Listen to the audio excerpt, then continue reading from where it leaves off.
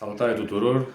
Astăzi vreau să fac un mic experiment cu acest gel de aloe. Mulți m-au întrebat pentru ce este bun acest gel. Și imediat o să vă arăt pentru ce este bun.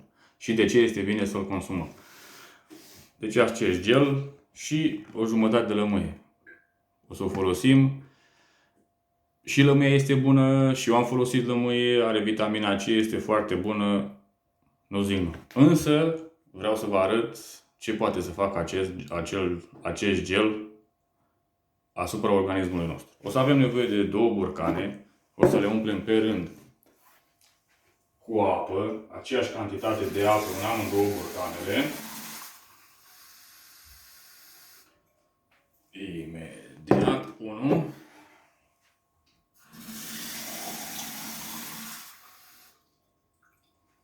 Și încă unul. O să avem nevoie și de aceeași cantitate de betadină.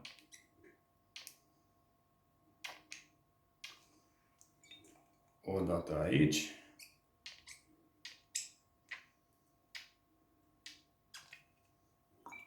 Încă o dată aici. Amestecăm.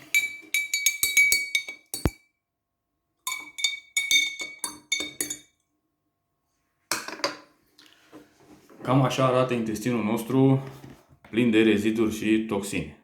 Acum, o să folosim lămâia. Vedeți, aici am un recipient, este gol. O să facem lămâia frumos.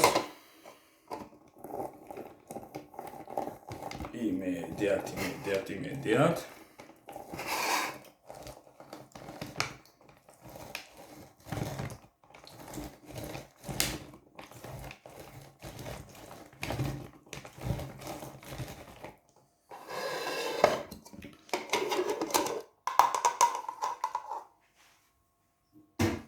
Acum, aceeași cantitate de lămâie, punem 1,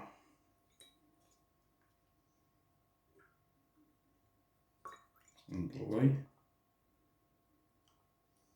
3. 3 căpăcele de lămâie într-un borcan. Și amestecăm.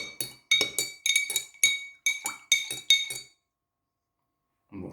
Acum o să folosim aceeași cantitate de gel. Vedeți, la lămâie se observă. Curăță și lămâia, nu ce nimeni nu. Se vede diferența. Însă o să folosim aceeași cantitate și în cel de-al doilea borcan. 3.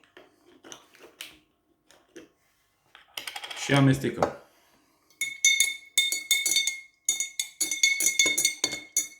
Deci,